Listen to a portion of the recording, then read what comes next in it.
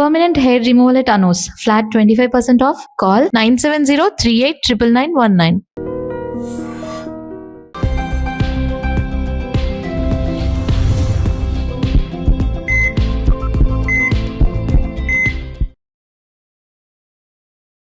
నమస్తే, welcome to healthy conversations with IT media. నేను మీ Jhansi. So ఈరోజు మనతో ఉన్నారు జనార్దనాచారి గారు, ఆక్యుప్రెసిస్ట్ అలాగే హీలర్ కూడా. సో కామన్గా పెద్దవాళ్ళలో అంటే వయసు రీత్యా వచ్చే ఇబ్బందుల్లో యూరిన్ లీకేజ్ అవ్వడం, అంటే బాత్రూమ్కి వాష్రూమ్కి వెళ్ళే లోపే వాళ్ళు కంట్రోల్ చేసుకోలేకుండా యూరిన్ అనేది పాస్ చేయడం జరుగుతుంది. అలా ఉన్నప్పుడు వాళ్ళకి గిల్ట్గా ఉంటుంది, ఇంట్లో వాళ్ళకి ఇబ్బందిగా ఉంటుంది.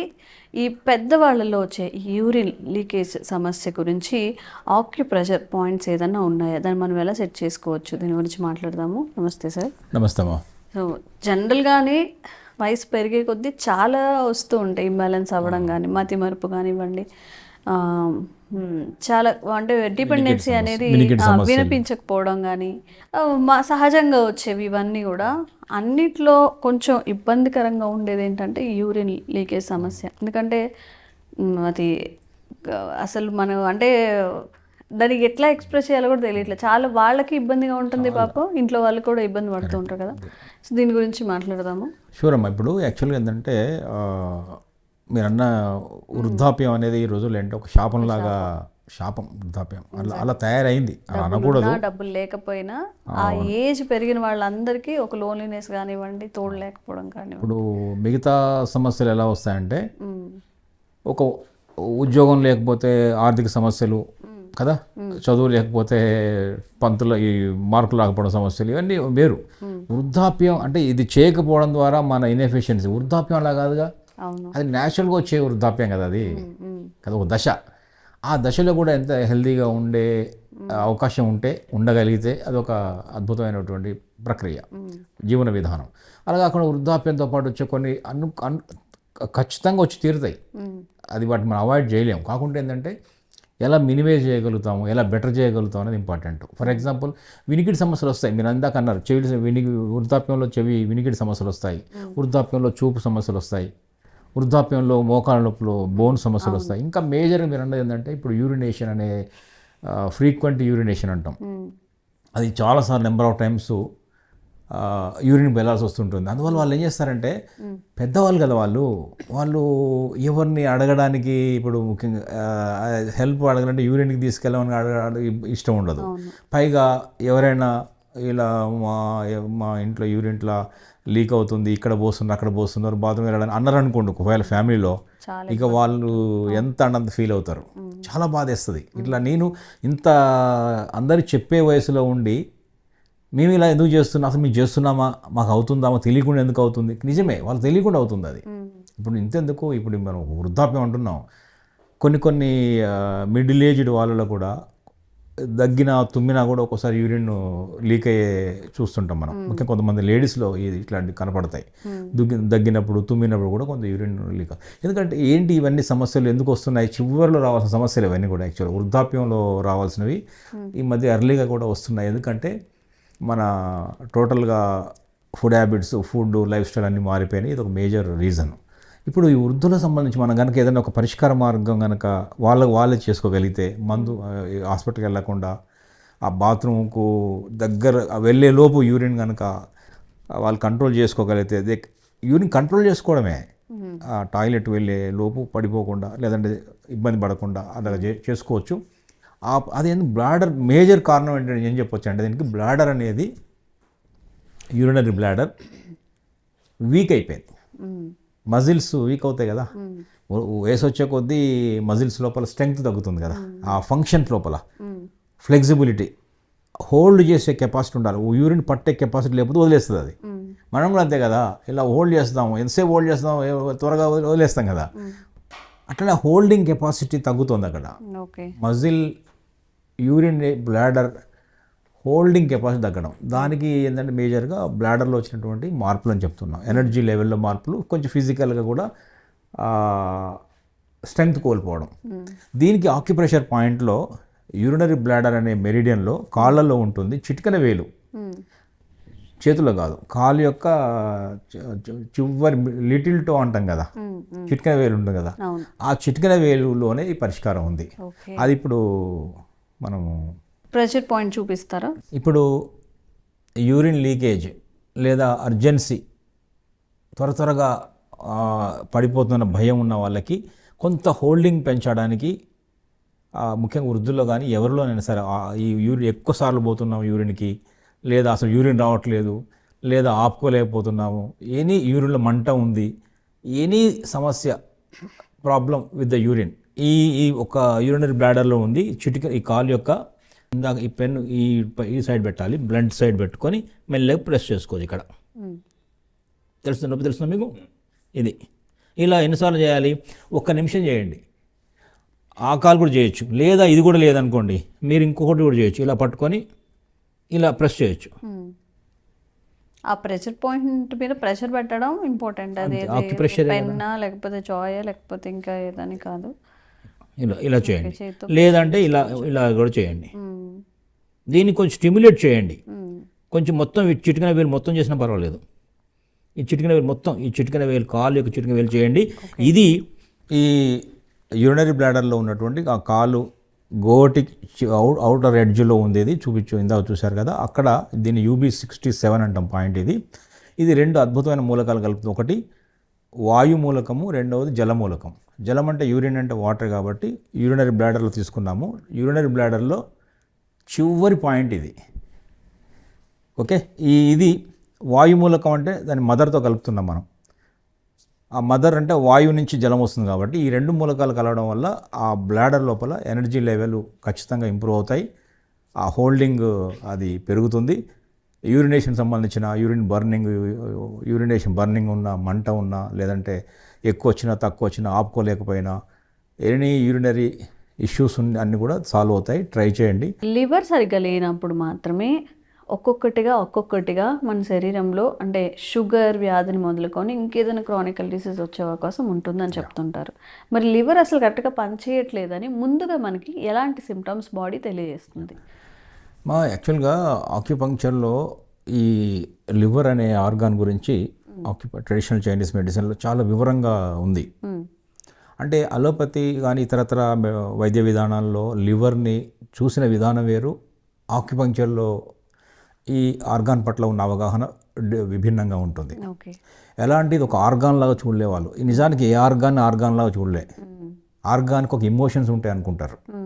ఇప్పుడు లివర్లో మనకు చూసుకుంటే ప్రధానంగా ఒక 4-5 రకాల సమస్యలు కనపడతాయి. ఒకటి జాండీస్ కనిపిస్తుంది లివర్లో, అంటే హెపటైటిస్ B అట్లా వస్తాయి కదా, అదొకటి. రెండోది ఏంటంటే సిర్రోసిస్ అనేది చివరి దశ, లివర్ ఖరాబ్ అయిపోయిన తర్వాత వచ్చే సిర్రోసిస్. దాని ముందు ఫైబ్రోసిస్ వస్తుంది, దాని ముందు ఫ్యాటీ లివర్ వస్తుంది. ఫ్యాటీ లివర్ నుంచి ఫైబ్రోసిస్ వచ్చి దాని తర్వాత మెల్లగా సిర్రోసిస్, అంటే ఆల్మోస్ట్ లివర్ పాడైపోయింది అనే దశ అది. కానీ లివర్ ఏంటంటే బేసిక్గా కంప్లైంట్ చేయదు, నేను ఇట్లా ఇబ్బందులో ఉన్నాను అని పట్టించుకోవడానికి చెప్పదు. అందువల్ల ఇండికేషన్స్ తెలియవు. అందుకనే లివర్లో వచ్చే సమస్యలు ముందు తెలుసుకోవడం కష్టం అవుతుంది. కానీ ఆక్యుపంక్చర్లో ఈ ఎలా తెలుసుకోవచ్చు అనే దాని మీద కొంత వివరణ ఉంది. ఎగ్జాంపుల్ ఏంటంటే మనకు సైకలాజికల్గా ఇరిటేషన్, కొంచెం కోపం, ఫ్రస్ట్రేషన్, అకారణంగా చిరాకులు పెరుగుతున్నాయి, ఊరికి కోపం రావడం, అక్కడ అవసరం లేకున్నా యాంగర్ వస్తుంది అంటే మన లివర్లో ఏమైనా ఇబ్బంది ఉందని ఆలోచించుకోవాలి. ఈ ఒక పాయింట్. రెండవది ఏంటంటే మనం ప్రాపర్గా రాత్రి వేళల్లో 1 o'clock నుంచి 3 o'clock దాకా, మేజర్ ఇంకా చెప్పాలంటే 10:30 నుంచి 3:30 దాకా నిద్ర కనుక 3:30 దాకా కనుక రాత్రి నిద్రపోవడం లేదు, నిద్ర పట్టడం లేదు, లేదా నిద్ర పోలేకపోతున్నాము అనే కారణాల వల్ల అంటే కూడా మన లివర్లో ఇబ్బందులు స్టార్ట్ అయ్యే అవకాశం ఉందని తెలుసుకోవాలి. ఈ 2 కారణాలు.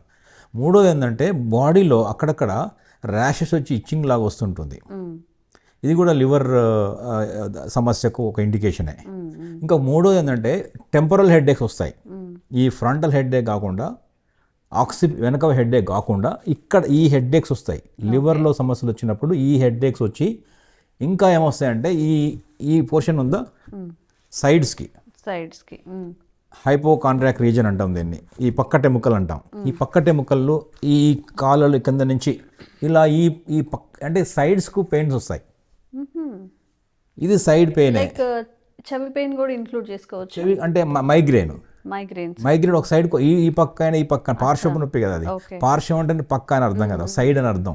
ఈ సైడ్ అట్లా పార్శ్వపు నొప్పి వచ్చినా, లేదా హైపోకాండ్రియాక్ రీజన్లో ఇక్కడ ఈ ఎముకల నొప్పులు వచ్చినా, ఈ సైడ్ నొప్పి వచ్చినా, సయాటిక్ అలాంటివి కొంచెం వచ్చినా, ఇవన్నీ కూడా ఈ లివర్లో ఏదో బాధ కలుగుతోందని అర్థం చేసుకోవాలి. Okay.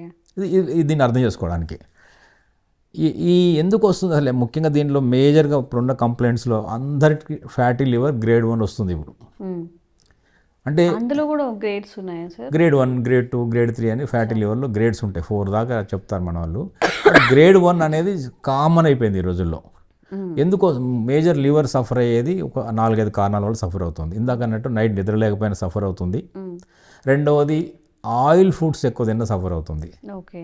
Oil food, greasy food, తర్వాత లేట్ నైట్ భోజనాలు, ఎక్కువగా లేట్ నైట్ తిన్నాం ఇష్యూ ఇదే ఉంటుంది అంతే. ఎందుకంటే దానికి రెస్ట్ ఉండే టైంలో మనం ఫుల్గా తినేసి పడుకుంటున్నాం. అప్పుడు లివర్ ఏం చేస్తుందంటే దాని డైజెషన్ పనిలో పడి బాడీ క్లెన్జింగ్ అని ఆపేస్తుంది. అచ్చా.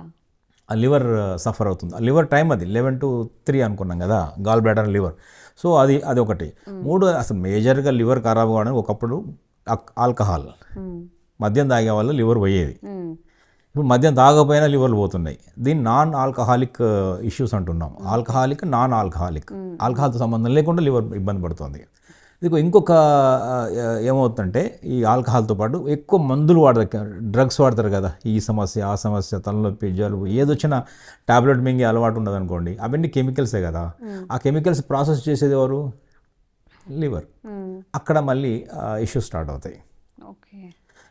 ఇంకొక రీజన్ ఏంటంటే ఇవన్నీ కూడా మనం ఎందుకు చెప్తున్నట్టే లివర్ గురించి ముందు తెలుసుకుంటే, లివర్ అనేది ఒక రకంగా శరీరంలో శివుని పాత్ర. లార్డ్ శివ అంటమే, శివుడు అంత పాత్ర ఇది. శివుడు ఏం చేస్తాడు? ఎక్కడ గరళ కంటుడు విషయాన్నంతా కూడా తను భరిస్తాడు కదా. లివర్ కూడా శరీరంలో ఎక్కడ విషం ఉన్నా, పాయిజన్ ఉన్నా, కెమికల్స్ ఉన్నా, ఇబ్బందులు ఉన్నా మొత్తం లివర్ తీసుకుంటుంది. సో లివర్ హీట్ అవుతుంది. ప్రస్తుతం చెప్పాలంటే లివర్కి నిద్ర లేకపోవడం వల్ల, రెస్ట్ లేకపోవడం వల్ల హీట్ అవుతుంది. అందువల్ల ఏం చేస్తున్నాం అంటే మనం, శివుడు కూడా హీట్ కాకూడదు కదా, అభిషేక ప్రియుడు.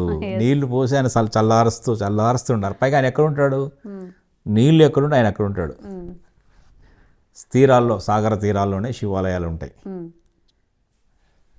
ఆయన అభిషేకం. అట్లాగే లివర్ కూడా ఏంటంటే మనం బాగా స్లీప్ ఇవ్వాలి. నిద్ర కనుక పోకుండా నైట్ ఏమవుతుందంటే ఆ లివర్ హీట్ అవుతుంది. హీట్ అయినప్పుడు లివర్లో బ్లడ్ స్టోర్ అవుతుంది. ఆ బ్లడ్ హీట్ అవుతుంది, అనేక అనారోగ్య సమస్యలకు దారితీస్తుంది. సో ఇప్పుడు మనం ఏం చేయాలి మరి? లివర్ వచ్చి ఆక్యుప్రెషర్లో దీన్ని మనం ఎలా చేయొచ్చు అంటే, ఈ ఫ్యాటీ లివర్లు కానీ, లేదా మజిల్ పెయిన్ కానీ, ఈ మైగ్రేన్ కానీ, ఇందాక అనేక సమస్యలకు ఈ లివర్ కారణమయ్యే అనేక సమస్యలు, ఒకటి కాదు, 2 కాదు, 500 రకాల జాబ్స్ చేస్తుంది. 500 జాబ్స్ చేస్తుంది లివర్. ఎన్నో కెమికల్స్ రిలీజ్ చేస్తుంది. ప్రోటీన్ డైజెషన్లో ఇదే ముఖ్యం. తర్వాత మాంసకృతులు అంటే నాన్ వెజ్, మటన్ అరగాలంటే లివరే కావాలి, బైల్ జ్యూస్. సో ఇవన్నీ కూడా ఇబ్బంది పడుతున్నాయి. నాకు పప్పు కూడా ప్రోటీనే కదా, పప్పు అరగడం లేదు అని కొంతమంది అంటారు. దానికంటే ముందు నాన్ వెజ్ అరగడం లేదంటారు. నాన్ వెజ్ నుంచి పప్పుకు వచ్చింది. ఇంకా రాను ప్రోటీన్ డైజెషన్ ప్రాబ్లం అవుతుంది. సో ఇవన్నీ కూడా డైజెస్టివ్ సిస్టమ్ కంట్రోల్ చేసేదే లివర్. సో లివర్లో సమస్యలు వచ్చినప్పుడు ఈ ఫ్యాటీ లివర్ కానివ్వండి, ఇందాక అనుకున్న ఏదైనా సమస్య కానీ, ఇప్పుడు ఇందాక అనుకున్న అనేక సమస్యలు చెప్పుకున్నాం. LIV3 అనే ఒక పాయింట్ ఉంది, లివర్ మెరిడియన్లోని ఈ పాయింట్ ఉంటుంది. ఆ పాయింట్ ఒక డెమో చేస్తే బాగుంటుంది. మనం దీనికి కాదు, లెగ్స్లో ఉంటుంది. ఇది ఫ్యాటీ లివర్ లేదా లివర్ సంబంధించిన సమస్యలకు ఆక్యుప్రెషర్ పాయింట్ LIV3 అంటాం. లివర్ మెరిడియన్లో 3rd పాయింట్. ఇది బిగ్ టో, ఇది 2nd టో. ఈ 2 కలిసే చోట ఒక పాయింట్ ఉంటుంది. ఇక్కడ ఒక పాయింట్ ఉంటుంది. 1 2nd పాయింట్, 2 వదిలేస్తాము. ఇంకొంచెం 3rd పాయింట్ కావాలి మనకు. ఇలా ముందుకు వచ్చినప్పుడు ఈ గ్రూలోనే రావాలి. ఈ 2 ఒక గ్రూలా చిన్న గ్రూ ఉంటుంది. ఆ ఇక్కడ గ్రూ ఎండ్ అయింది. ఇక్కడ పించి ఉంటుంది కదా, ఇది ఇట్లా టచ్ చేయగానే మనకు నొప్పి వస్తుంది. ఇది గుర్తుపెట్టుకోండి. ఈ రెండు వేళ్ళ మధ్యలో ఇలా గ్రూలో ఈ పైకి వచ్చినప్పుడు ఎక్కడైతే గ్రూ ఎండ్ అయిపోతుందో అది పాయింట్. ఓకే. సో ఒకవేళ ఇది జిమ్మి లేకపోతే దీంతో ఇలాంటి పెన్తో కూడా చేసుకోవచ్చు. పెన్తో ప్రెస్ చేసుకో. ఇలా ఇది ఫస్ట్ ఇలా ఈ ఇక్కడ రెండు ఫింగర్స్ మధ్యన ఇలా మెల్లగా పైకి రావాలి. ఇలా ఇక్కడ ఎండ్ అయింది. సో ఇక్కడ తెలుస్తుంది మీకు నొప్పి, తెలుస్తుంది. ఇది పాయింట్. ఇలా నొక్కి వదలడం, నొక్కి వదలడం. దీనికి ఏమైనా మెజర్మెంట్ ఉందా సార్? అంటే ఇక్కడ వరకు ఉంటుందా? అంటే దీనిలో అలా చూస్తూ వచ్చాం కదా, కనిపిస్తుంది కదా, అది ఎక్కడ ఎండ్ అయిందో అంతే. ఇలా ఇలా వచ్చినప్పుడు ఆ గ్రూ ఎండ్ ఓకే ఓకే ఇక్కడ ఎండ్ అవుతుంది, ఓకే ఇక్కడ ఎండ్ అవుతుంది. ఇది పాయింట్ LIV3. సో ఈ పాయింట్లో ప్రెజర్ చేసుకుంటే లివర్కి సంబంధించిన ఏ ఇష్యూస్ అయినా తగ్గుతాయి సార్, లేదా కొంచెం రిలీఫ్ అవుతామా మనం? లేదు, ఇది యాక్చువల్గా రూట్ కాజ్. ఇది ఈ ప్రెషర్ పాయింట్ ఏదైతే ఉందో, ఈ ప్రెషర్ పాయింట్ అది రెండు అద్భుతమైన మూలకాలని కనెక్ట్ చేస్తుంది. ఒకటి లివర్ అండ్ ఎర్త్ అంటాం. ఎర్త్ అంటే డైజెస్టివ్ సిస్టమ్. అంటే డైజెస్టివ్ సిస్టమ్ని ఎప్పుడైతే కనెక్ట్ చేస్తుందో ఈ లివర్, ఆర్గాన్ పరంగా చెప్పినప్పుడు లివర్ అండ్ స్టమక్ లేదా స్ప్లీన్ కనెక్ట్ అవుతాయి. కనెక్ట్ అయినప్పుడు ఏంటంటే ఆ బాడీలో ఎయిర్ రిలీజ్ అవుతుంది, వాయుతత్వం పెరుగుతుంది, వాయుతత్వం నుంచి జలతత్వం పెరుగుతుంది. సో ఇవన్నీ కూడా జలతత్వం పెరిగినప్పుడు మళ్ళీ లివర్ కూల్ అవుతుంది. లివర్ కూల్ కాకపోవడమే కదా ఇప్పటిదాకా హీట్ ఫామ్ అవ్వడమే ప్రాబ్లం అనుకున్నాం లివర్లో. అది కూల్ కావడం బాడీలో వాటర్ జలతత్వం పెరగాలి. అది పెరగడం లేదు, ఎక్కడో స్ట్రక్ అవుతుంది. మనం నీళ్ళు తాగుతున్నా కూడా రాదు, అది న్యాచురల్ రావాల్సింది. అది ఇక రెండోది ఏంటంటే లివర్కు ఇష్టమైన ఆహారాలు ఏంటంటే బేసిక్గా చాలా గమనించాలి. గ్రీన్ కలర్ అన్నమా, ఓకే, గ్రీన్ వెజిటబుల్స్ అన్నీ తీసుకోవచ్చు. ఇప్పుడు గ్రీన్ కలర్ దొండకాయలు ఉన్నాయి, గ్రీన్ కలర్ ఉంటాయి. గ్రీన్ లోపల వైట్ ఉన్న పర్లేదు, కొంచెం రెడ్ ఉన్న పర్లేదు. చిక్కుడుకాయలు, బెండకాయలు, చిక్కుడుకాయ, ఆకుకూరలు అన్ని ఆకుకూరలు, కాకరకాయలు, సొరకాయ, క్యాప్సికమ్, తర్వాత ఆకుకూరల్లో ఎన్ని ఉన్నాయి మనకు, తోటకూర, బచ్చల కూర, చుక్కకూర, అన్ని గ్రీన్ లీవ్స్. బచ్చల కూర ఎంత మందంగా గ్రీన్ లీఫ్ ఉంటుంది. గోంగూర కూడా చాలా బెటర్ లివర్కి కొంచెం, ఎందుకంటే లివర్ యొక్క రుచి పులుపు. గోంగూర కొంచెం పుల్లగా ఉంటుందిగా. సో పుల్లగా గ్రీన్గా ఉంది, ఇంకా రెండు రకాలు పనికి వస్తుంది అది. సో ఇవన్నీ కూడా గ్రీన్ని లివర్ని సంతోషపరుస్తాయి. ఇంకా లివర్ సంతోషపడాలని ఇంకోటి చేయాలి, రాత్రి లేట్ నైట్ తినకూడదు. 7-7:30 తర్వాత తినకూడదు. మార్నింగ్ నుంచి కంట్రోల్ చేసుకొని, ఇప్పుడు ఆఫీస్ టైంకి వెళ్తూ మార్నింగ్ తినరు, స్కిప్ చేస్తారు బ్రేక్ఫాస్ట్, మధ్యాహ్నం ఏదో తింటారు, నైట్ ఏం కావాలంటే అది తీసుకొని బిర్యానీలు కానీ అన్నీ హెవీగా తినేసి పడుకుంటున్నారు. మేబీ అందుకే మనం క్యాపిటల్ ఆఫ్ డయాబెటిక్ కాదు. ఇప్పుడు ఏమవుతుందంటే ప్రాబ్లము, మనం అయితే చెప్తున్నాం నేను మందే తాగడం లేదు, నాకు లివర్ ఎందుకు పాడైపోయిందంటే మనం మందక్కర్లే, ఈ wrong food habits, wrong timings కూడా మన లివర్ని ఇబ్బంది పెడుతుంది. సార్ ఇప్పుడు మార్నింగ్ నుంచి ఈవినింగ్ దాకా ఏ టైంలో తినొచ్చు, ఏ టైంలో తినకూడదు? నాట్ ఓన్లీ నైట్ టైమ్స్ కాకుండా పొద్దున్న పూట కూడా కొన్ని టైమింగ్స్ ఉంటాయంట కదా తినకూడదు. అవును, ఆక్యుపంక్చర్ వెర్షన్ ప్రకారం ఏంటంటే సర్కేడియన్ రిథం అంటాం దీన్ని. ఒక ఆర్గాన్ క్లాక్ ఉంటుంది. ఆర్గాన్ అంటే అవయవాలకు ఒక గడియారం ఉంది. ఆ గడియారం ఏంటంటే ఉదయం బ్రేక్ఫాస్ట్ 9 లోపు తినేయాలి. ఏం తిన్నా మీరు ఏమైనా తినండి, మళ్ళీ ఇందులో ఆప్షన్స్ అడగద్దు, ఏమైనా తినండి, 9 లోపు తినేయాలి. నైట్ లోపు తినేయాలి. కాకుండా ఏంటంటే మేజర్గా మంచిగా తినొచ్చు. కార్బోహైడ్రేట్స్ కొంచెం తగ్గించుకొని తింటే బెటర్. అక్కడ ప్రోటీన్ తిన్నా పర్లేదు, ప్రోటీన్ తినొచ్చు, లేదంటే ఫ్రూట్స్ తీసుకోవచ్చు, లేదంటే మంచిగా భోజనం చేసేయచ్చు. కాకుండా ఏంటంటే కొంచెం కార్బ్స్ ఎందుకు అంటున్నా అంటే మళ్ళీ మధ్యాహ్నం రాత్రి కూడా అవే తింటున్నారు కదా 3 పూట్ల. సో కార్బోహైడ్రేట్స్ పొద్దున్నే షుగర్ లెవెల్ ఎందుకు పెంచుకోవాలి కదా, మళ్ళీ బాడీ అంతా పెరుగుతుంది. అందువల్ల అక్కడ తగ్గించు. రెండవది మధ్యాహ్నం 1-1:30 బెటర్ టైం. రాత్రి 6:30 నుంచి 7:30 లోపు 1 అవర్ ఏదో టైంలో తినాలి. మంచిగా నమిలి తినాలి. గ్రీన్ లీవ్స్, గ్రీన్ వెజిటబుల్స్ ఉండేలా చూసుకోవాలి. ఆయిల్స్, ఫ్రైడ్ అన్నీ బాగా తగ్గించాలి. అట్లాగే ఎప్పుడప్పుడు ఏం చేయొచ్చు అంటే ఈ లివర్ ఇబ్బంది ఉన్న వాళ్ళు షుగర్ కేన్ జ్యూస్ తాగొచ్చు. షుగర్ కేన్ జ్యూస్ మన డైరెక్ట్ షుగర్ కాదు, చెరుకు రసం కూడా చాలా చాలా బెటర్ అవుతుంది. అది కూడా తీసుకోవచ్చు. ఇది మనం ఈ డైట్లో తీసుకోవాల్సింది. ఇది ఆక్యుప్రెషర్ పాయింట్. కొంచెం దీనికి కోపం, ఇరిటేషన్ ఉంది కాబట్టి కొంచెం కంట్రోల్ పెట్టుకోవాలి. ఇప్పుడు ఎవరైనా అర్థం చేసుకోవాలి, లివర్ సమస్య ఉందనుకోండి ఇంట్లో, ఆయన అరుస్తుంటాడు, అరిచినప్పుడల్లా మనం అరవకూడదు. ఎందుకు అరవకూడదు? మనకు తెలుసు ఆయనకు లివర్ ప్రాబ్లం ఉందని, ఆయన గాల్ బ్లాడర్ ప్రాబ్లం ఉందని, కోపం వస్తుందని. ఆయన తప్పు కాదు, అది లోపల ఉన్న ఒక ఆర్గాన్ ఇబ్బందుల వల్ల ఆయన అలా మాట్లాడుతున్నారని అర్థం చేసుకుంటే గొడవలు రావు. ఆయన అరిచాడు కానీ ఈయన అరిచాడు ఆమె అరిస్తే ఏమవుతుందంటే కొంచెం పెద్దగా అవుతుంది సమస్య. అంటే మన మూడ్ స్వింగ్స్ ఇవన్నీ కూడా ఆర్గాన్స్ మీద డిపెండ్ అయ్యి కరెక్ట్. లివర్ హ్యాపీగా ఉంటే మనం మనం పోర్ట్రే చేసేది కూడా అలా ఉంటుంది అంతే. ఇప్పుడు ఇందాక అన్నట్టు ఒక్కొక్క ఆర్గాన్ ఒక ఇమోషన్ ఉంది. లివర్ అనే ఆర్గాన్ కొన్ని ఇమోషన్ యాంగర్, ఫ్రస్ట్రేషన్. ఇంబ్యాలెన్స్ అయినప్పుడు, బ్యాలెన్స్ ఉన్నప్పుడు అచీవర్, సాధకుడు, ప్లానర్, గొప్ప ప్లాన్లు వేయగలుగుతారు. క్రియేటర్, గొప్ప గొప్ప ఆర్టిస్టులు ఉంటారు కదా బొమ్మలు వేసేవాళ్ళు, క్రియేట్ చేసేవాళ్ళు, their liver is so strong. ఎవరి లివర్ అయితే చక్కగా హెల్దీగా ఉంటుందో, మళ్ళీ చెప్పవచ్చు, లివర్ బాగున్న వాళ్ళు గొప్ప క్రియేటర్ అవుతారు, సృష్టికర్త అవుతారు, అంత అద్భుతమైన బొమ్మలు వేయగలుగుతారు, అద్భుతమైన మెషిన్లు తయారు చేయగలుగుతారు, అద్భుతమైన ప్లానింగ్ చేయగలుగుతారు, ఒక ఆర్మీ చీఫ్ లాగా సర్వ సైన్యాధ్యక్షుని లాగా విజయాలు సాధించగలుగుతారు. అంత గొప్ప ఇదంతా ఇమోషనల్ ఇష్యూస్ ఇవన్నీ కూడా. అట్లాగే హార్ట్కి వచ్చామనుకోండి, దానికి ఉన్న ఇమోషన్ జాయ్. జాయ్గా ఉన్నాడు మనిషి అంటే హార్ట్ బాగుందని అర్థం. ఎప్పుడు కోపంగా చిరువురు, అదే కనుక జాయ్ ప్లేస్లో హార్ట్ ప్రాబ్లంకి వచ్చింది అంటే ఇంకొక ఇమోషన్ వస్తుంది, అది ఈగోయిస్ట్గా మారిపోతాడు. అదే హార్ట్ బాగుంటే జాయ్, కొంచెం ఎనర్జీ ఇబ్బంది అయితే ఈగో. అట్లాగే పొట్ట ఉందనుకోండి, డిస్టర్బ్ అయిందంటే ఓవర్ థింకింగు, అట్లాంటి సమస్యలు వస్తాయి. ఓవర్ థింకింగు, తర్వాత ఎప్పుడు ఎక్కువ లవ్ అండ్ అఫెక్షన్ అంటామే, అది ఎక్కువ ఉంటుంది స్టమక్ బాగున్న వాళ్ళకు.